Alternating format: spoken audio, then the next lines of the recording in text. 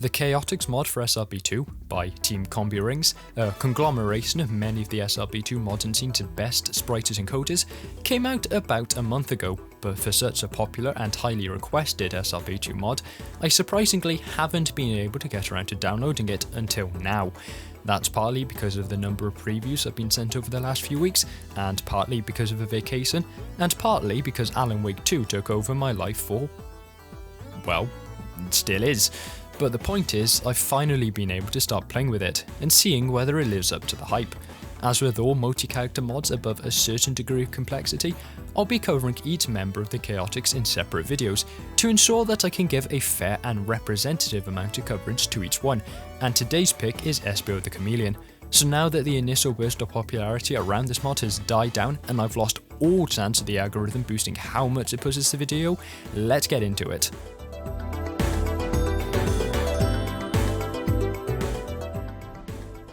To my knowledge, Espio is the only member of the Chaotix to exist as a separate mod before this one came out, that one being developed by Surfing, or at least he's the only one I had covered on the channel before. I really enjoyed my time with that initial version of the character, so much so that it was part of my top 10 SRB2 mods back in my 1000 subscriber special, and I actually played with that version of the character for a little while after I first picking up and testing this newer version. I had seen across various comments that many people thought that this new Espio was a weak point to the Chaotix, that he was at best a side grade to the original, and at worst actually a downgrade, so I was initially nervous that this would be a poor starting point to play the new mod. But honestly, I have to say that I disagree that this is in any way a side or downgrade over the original, and if this truly is the worst member of this new cast, then I have to say that I'm looking even more forward to playing as the rest of the characters. I will say that there are the few points that I feel are slightly worse than old Espio, and one or two places I feel the character is a bit of a drag, but outside of them, I think new Espio is a very versatile character. He subscribes to the Knuckles philosophy of exploration, with a heavy emphasis on verticality through interactions with walls, abilities to allow for exploration, but while still keeping a fair number of horizontal movement options as well. The big ability here is most certainly the Focus Shift, which represents the biggest change from OG Espio. For those unaware, that version of Espio had a charge jump as sorts, where holding jump in the air would slow down your fall while charging up an additional jump, the height dependent on how long the button was held down for. It was simple yet effective. Not particularly strong on its own, but when combined with the rest of his moveset, Espio could really get places. In comparison, the Focus Shift is on its lonesome quite a bit more powerful, but does require you to put a lot more thought into how you use it. The Focus Shift will stop you in place once activated, while a Shadow clone of Espio travels in the direction you were holding before you activated the ability. It'll travel for a while, and once it reaches the end of its path, you'll be teleported to it and given a little vertical boost. This version of the ability is best used for skipping platforming, simply allowing you to teleport across it, but in some cases, I found it can also be used to get into areas where Espio perhaps shouldn't.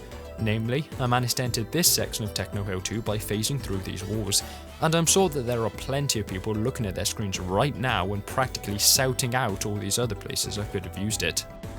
Alternatively, and I found myself using this version of the Focus Shift a little more often myself, holding back whilst activating the ability will cause the Shadow clone to begin rising upwards, so that when you teleport to them, you get a much greater vertical boost than the ultimately pretty paltry one you get at the end of a standard Focus Shift.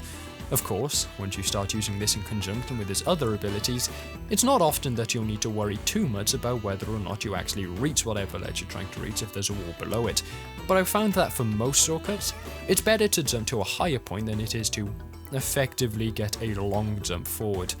Realistically though, you'll be combining these two versions of the ability together depending on the context, as you skip tedious platforming and cut out whatever way the level tries to get you up to a new level, and so Espio is very much a versatile character.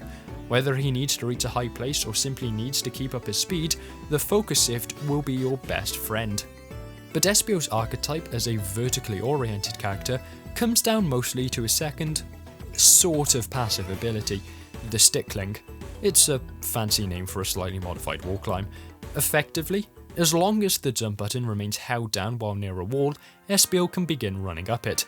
Additionally, this will refresh the focus shift, and so if a ledge is too high to reach with that alone, you could decide to focus shift onto a facing wall to get some initial height, stick cling for a short while, before jumping off and doing an additional focus shift to reach the ledge. Be aware that this strategy would need to be done this way and not by simply running up the wall that the ledge is at the top of. Espio has an unseen stamina meter, which is pretty strict, and if you don't reach a ledge or jump off the wall fairly quickly, you'll begin to slow down before falling off completely. However, this can be remedied in some situations by reaching a ceiling, because not only can Espio run on these as well, but it will also ignore the stamina bar for some reason, so you can stick onto the ceiling for as long as you need.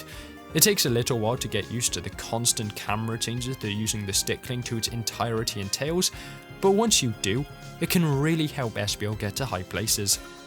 However, Espio is not a perfect character. I mentioned earlier that Espio is a relatively speedy character among his archetype of vertical explorers, but I mean that in a numerical sense. He can literally reach the end of levels fairly quickly. That doesn't mean he feels fast though. Between the focus shift grinding your momentum to a halt, and the extremely quick deceleration when using the stick cling, this is the biggest gripe I have with Espio. It's fun to run around with him, sure, but I struggle to enter the flow state I feel is so important when playing SRB2.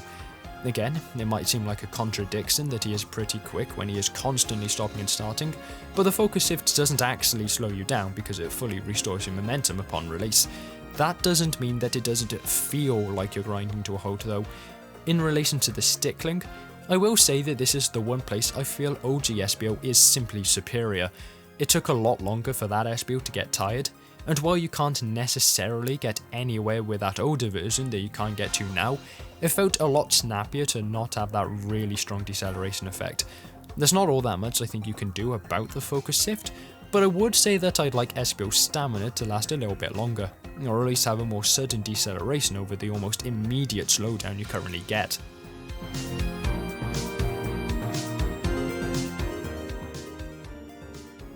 Look, there's this many SPRITES working on the Chaotix, and while I have no doubt that many of them weren't working on Espio specifically, that many artists, many of whom are particularly notable for the quality of their sprite work on their own mods, will guarantee that the final product is nice to look at. Espio sprites are great. Praise the Lord that I'm back to high level SPRITES again, so that I can talk about things like the quality of the shading, or how well animations flow into one another, or the strength of individual poses. Espio as a whole is very nice, but I think these poses are a particular highlight.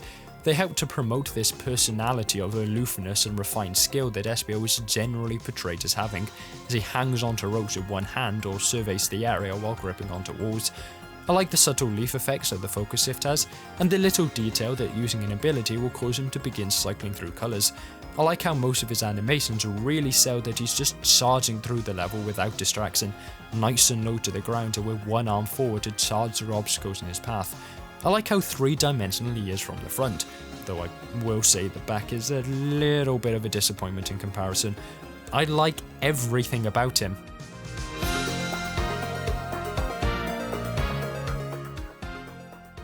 That all being said, I do have to mention that I did encounter some problems while playing as Espio. Nothing major for the most part, just two little problems I noticed that I feel I should mention in the hope that it might be possible to fix them in the future. They both occurred in Egg Rock 1. The first was that, for one reason or another, my shield would disappear every time I switched gravity in this section. I always assumed that flip sprites were just that, sprites but flipped, so I have no idea what would cause the shield to disappear. Much bigger than that though was right at the end of the act, where I must have done something, because all of a sudden my frame rate plummeted.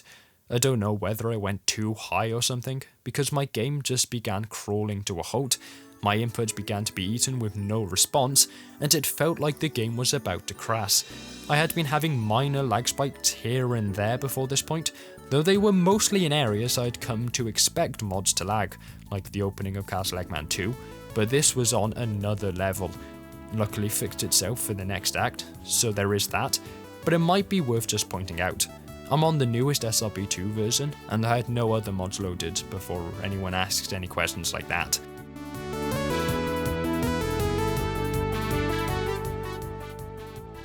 Overall, I deeply enjoyed my time with Espio, a moveset that takes some time to get used to and understand, mainly because you need to recognise dangers both where you currently are and where you will be, but one that is fun to use afterwards. Perhaps it feels a little slow, but I can't see many ways to improve that. The sprites are uniformly fantastic, no complaints there. One or two minor technical problems, but they were either pathetically small or ended very quickly. But I couldn't quite get that top tier feeling from Espio. I think it's the fact that his abilities stop you from really building up a flow state because of how much they stop and then start and reduce your speed, but yeah, just couldn't quite click with the guy completely. Hopefully the other members are a bit more successful there, and this genuinely was just a slightly rough start. In my opinion, Espio gets an 8 out of 10. Great.